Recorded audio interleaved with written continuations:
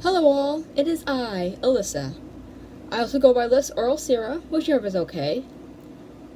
This video, we're going to go a little personal in a sense that we'll be exploring my journey as a writer. And before we get more into that, I'm sure you've noticed something very drastic. You're seeing my face for the very first time on this screen for more than like 5 seconds. And if it looks like I'm looking to the right, that's because I'm staring at my iPad right here, the screen, but the camera is right there. So it's looking to the right, but I'm actually like staring at all of you. And if you see me like looking to the left here, that's because I'm looking at my phone, which has the entire script and everything. So with that out of the way, as some of you may know, I have self-published 2 poetry books in the past few years. Kaleidoscope and Death Throes. Both are available via Amazon and Barnes & Noble. Besides working on my poetry, I am working on several other projects, one of them being my debut novel. I have working titles for some of these projects, so I'll be using those to refer to the projects discussed here. A little subject warning before we dive in. We will be talking about childhood abuse and slavery. If there's other topics that I have not mentioned here, I will put them up on the screen right here. So let me introduce myself. Like I said before, I'm Alyssa. I'm 26 years old and I live in New York. I have a bachelor's in English with a concentration in creative writing, along with a minor in film and video studies. I also have an MFA in creative writing. That is short. MFA is short for Masters of Fine Art. Both degrees were achieved in different universities. My bachelor's I achieved from SUNY New Paltz, and my MFA I earned from the New School. Even though I have degrees, it does not make me an expert on English literature or the craft of writing itself. I'm human. I make mistakes. I made a mistake. These things happen. I'm human. In your way. We live and learn. However, my desire for writing didn't start with me pursuing a degree in creative writing. I recall writing back when I was 10 or 9 or so. Growing up, I would watch a lot of TV. I mean, which kid didn't? Do you know how the TV works? I'm 10 years old. TV's my life. I watched Disney Channel more than I watched Nickelodeon. I also watched a lot of sitcoms like Will and Grace and The Golden Girls, but that's beside the point.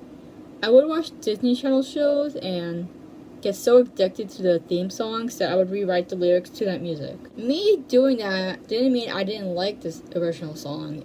I enjoyed it.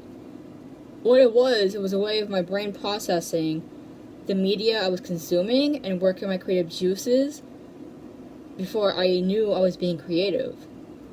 I'm sure there is a term for that, but I'm not the only one who did that. My comments are a place for discussion, not unnecessary name calling. We are respectful, not assholes. Anyways, even before that, I had quite an active imagination. I still do, but it's more macabre and humorous. I would read books with fantastical elements. One series I read was My Twin Sister the Vampire. I remember loving that series and dreaming of an anime show with the illustrations on the covers. There were other books I read that I can't think of the top of my head. One of them is Goosebumps. Fast forward to being 12 and moving to a new town. So from the time I was born up until I was 12, I lived in a small apartment in Queens. In the autumn of 2011, my family and I moved to Long Island. It was a very different setting compared to the congested, claustrophobic Queens. I'm not describing the entire borough of Queens as congested and claustrophobic. Just the part that I lived in, which was Ozone Park. Anywho, being 12 and adjusting to a new setting was a lot to take in. Not to mention the childhood trauma, but that didn't come back to haunt me until in my later teens. First few days of high school, which was from grade 7 to 12, were smooth sailing, I guess. I mean, I'm thinking back to over 10 years ago, so the only memories that stick out to me are the bullies and a few good ones. I don't know what the fuck is wrong with 7th graders, but my god, kids are cruel. Like, 1 second they're making fun of you and mocking your culture, and the next, like, act like nothing happened and we're friends. Yeah, like, no.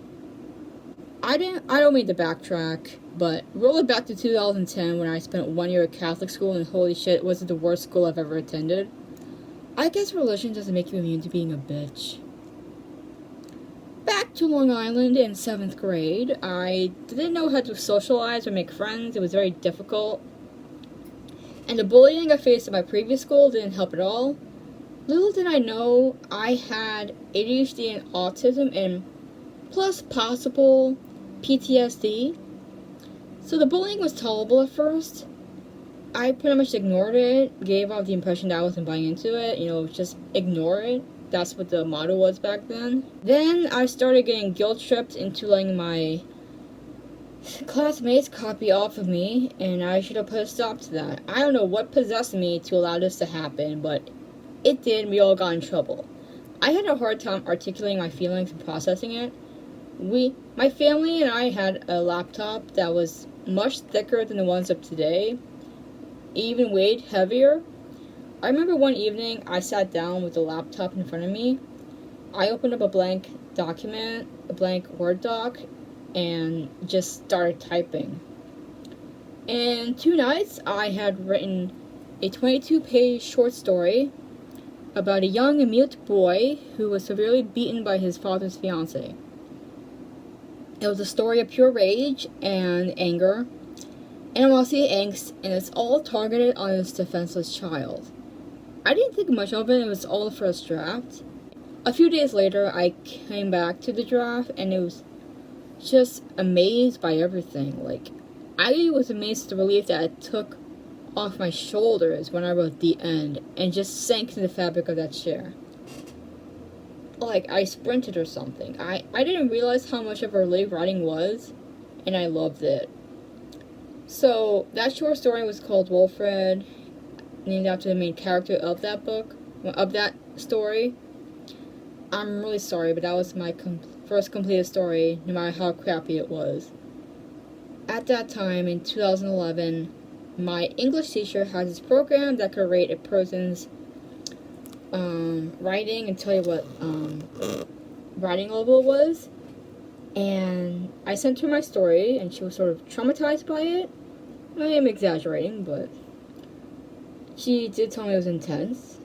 She sent the story into the program, and the results came back that my story, written by a 7th grader, was at the same level of a college freshman. That was surprising. Of course, I didn't know how reliable this program was, or what made this program rate the piece as it was, so that rating exponentially boosted my confidence and made me want to pursue writing. I also want to give a little more history.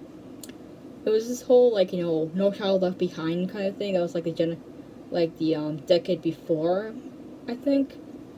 And I started 7th grade in 2011, and my generation had to do the Common Core test and the Regents test.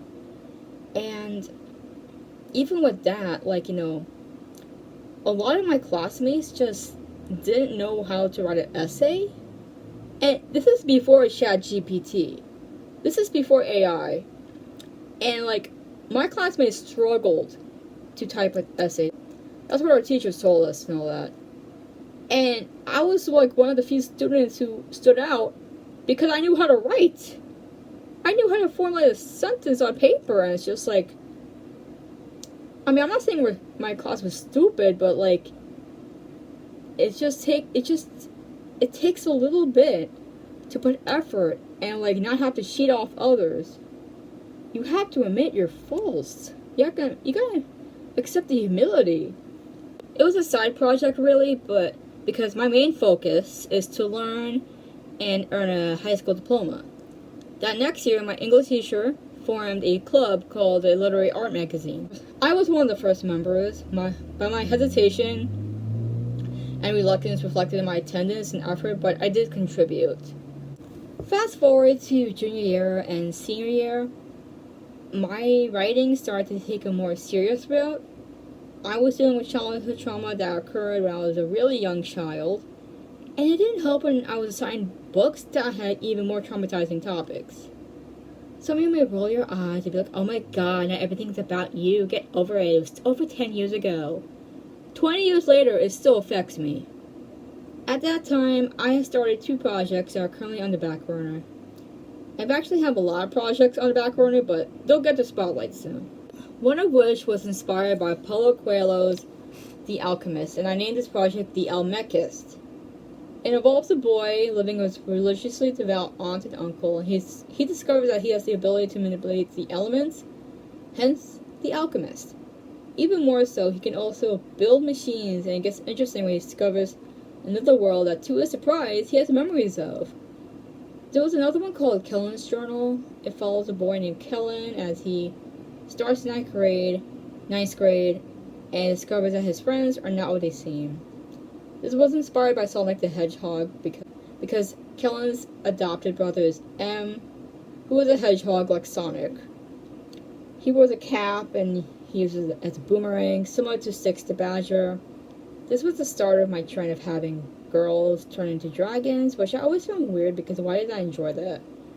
Maybe because I'm queer and I like dragons? Who knows? I graduated high school, still working on these projects, hoping to make $1 million out of them. When college hits, and I'm no longer touching these Google Docs until 2 years later, 2019. Returning to a project that you've left for so long feels like you're entering your old room after 20 years or so. It's still the same. You can see your memories and you can see this young version of yourself, so stubborn, so imaginative, so close up, and you sympathize with her. You see it wasn't your fault, or you should have known better. You can't go back in time and change everything. The only direction you can move in is forward. I did continue these projects, but for a short while. 2020 happened and everyone is home. Besides prose, I was also writing poetry and wanted to get into a poetry class because I felt that's where my strong suit was. I had this idea that I would use the spare time to work on a project, and that project would be my very first book called Kaleidoscope. So for the next 2 years, I work on this project, and 22 poems later, we have Kaleidoscope. Pretty ambitious for a recently graduated 23-year-old to have a self-published book under her belt, but it was worth it. So my professors were shocked by this, and my parents and my family supported my decision. Then I spent 2 years at grad school, and I worked on Death Rows, my second project. I've already talked about these books on my channels, so those videos will be linked down below. Back in 2020, when I decided to start my career as an author, I had this mindset that I would self-publish 2 poetry books and then publish a novel. Of course, these things take time, and my brain has a hard time comprehending that. I was quite eager to get Death Rows started even before Kaleidoscope was published.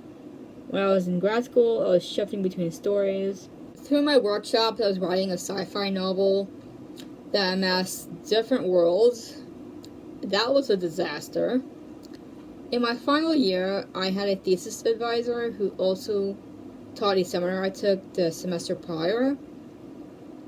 He helped me write a portion of the novel that was worth reading. When I graduated the new school, which was my grad school, I pushed Death Rows to another year after rushing myself to the end, and I started a new novel that's more personal to me. That is called Hollow River. It's a working title on a novel that I'm currently writing.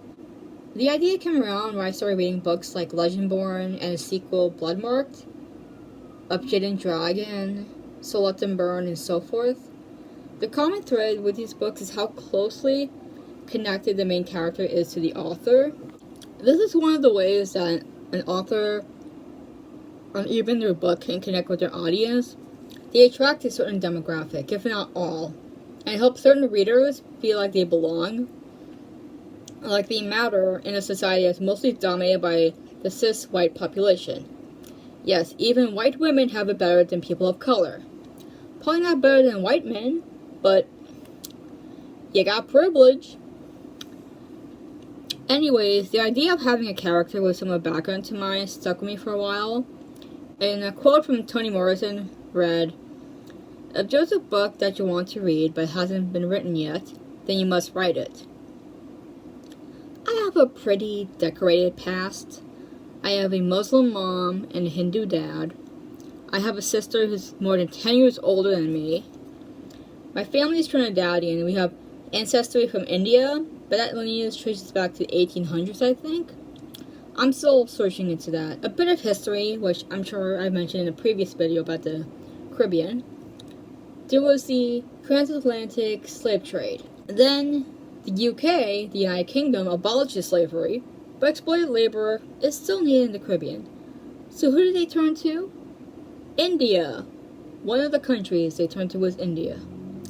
Except, the Indians who were being transported to these islands were not enslaved. They were contracted with a salary, and that salary didn't cost much. I think in today's money it would be like a nickel or something. Wasn't worth it, but I don't really know the circumstances behind it, so I'm not placing blame on what happened here. I'm not trying to victim blame any of the people involved here. Well, something came out of it, my family. So I want to write a story about that. I have a few ideas, and this novel is one of those ideas. I talk about this novel in a few comments and posts on Instagram. I describe it as a young adult portal fantasy based on my hometown on Long Island. It centers on Alana Sibalak, a 17-year-old girl who takes on a research project into her family tree in order to win a scholarship and pull her grades out of academic hell. She is supported by her best friend Sherry Abner and former bully Tyler Zerman, as well as academic advisor Ophelia Ramses. Together, they explore their histories and discover that there is something sinister happening in the very town of Hollow River. I can feel something sinister under the surface. I have a playlist that inspired this project, and every chapter begins with a lyric from a song that I particularly like or felt was just right for the section. I'm almost at the finish line with the first draft, and as I'm writing, I find that this novel is not your typical YA fantasy. It's not only fantasy, it's also a bit of paranormal, a bit of horror, a bit of historical fantasy, and a bit of other stuff. It opens up my mind to how fluid these genres really are. The draft right now is a goddamn mess, as all first drafts are. Don't ever fool yourself into thinking that your first draft is your perfect draft, because it's not. YA fantasy books are usually 300 to 400 page range. This tracks for one draft, the first draft only, and I'm still not done. See, at this moment, I'm still not done. I've got a lot to shed for the next few drafts, and that's the thing. Not only does it take time to write a book, but it takes energy and patience to write more versions of the same book. That takes even more time, but hell, I still got a life to live. Like some writers, I don't only work on one project at a time, I work on a few. It's a way of working my creative juices and giving myself a space away from projects I spend a little too much time on. Doesn't mean I'm abandoning these projects, but there are times where I don't feel the same spirit I did when I first started this project. I don't know how else to explain it, but it happens. Maybe a few years down, I may return to it. Who knows how I feel by then. While working on Hollow River, I also started another novel that currently doesn't have a name. It's weird because I usually add a working title, but this one doesn't really have one in mind. So I kept it in abbreviations. This one is book 1 to a series, and it revolves around this guy who can produce fire with his body. In fact, his entire body is made of fire, and that's how he protects himself and others. Remember in the previous video how I mentioned a gray-haired main character who's sassy and has fire powers? That's him. You may meet him in a couple years. He's funny and fiery and like hot wings. And with my stories, the funnier the character, the more tragic their background. My original plan was to self-publish 2 poetry books, and then to publish a novel. I'm not going to rush myself. I'm indie, so I have no deadlines. This book will probably take a few more years to work on. I don't know when, but when it's ready, I'll start querying agents and didn't get a publishing house. And I know what you're thinking. Why are you publishing a novel to a publishing house, but not do the same with your poetry? I thought of it this way. Poetry is harder to publish than it is for a novel. YA fantasy novels are a hot trend for the past 2 decades or so. I don't know, correct me. I have a list of agents whose interests resonate when my book is concerned. I'm also working on a 3rd poetry book, and I may get published while Hollow River is being worked on. That project is currently titled PB3. When I was finishing up Death Throes, I had that 3rd project titled IE because the working title would have been I Exist. Not really feeling that. I will say music is definitely helping the creative flow. A lot of prog metal music and Spirit Box's newest album truly inspired me. I got a playlist inspiring this book. A lot of stuff is in the making, including art and screenplays. I hope you all enjoyed this video. More poem readings are coming. I think if the timing goes right, we may be done by December. Please support me any way you can by buying my books through Barnes & Nobles or Amazon, or use one of the many affiliate links in my link tree. Every little bit counts.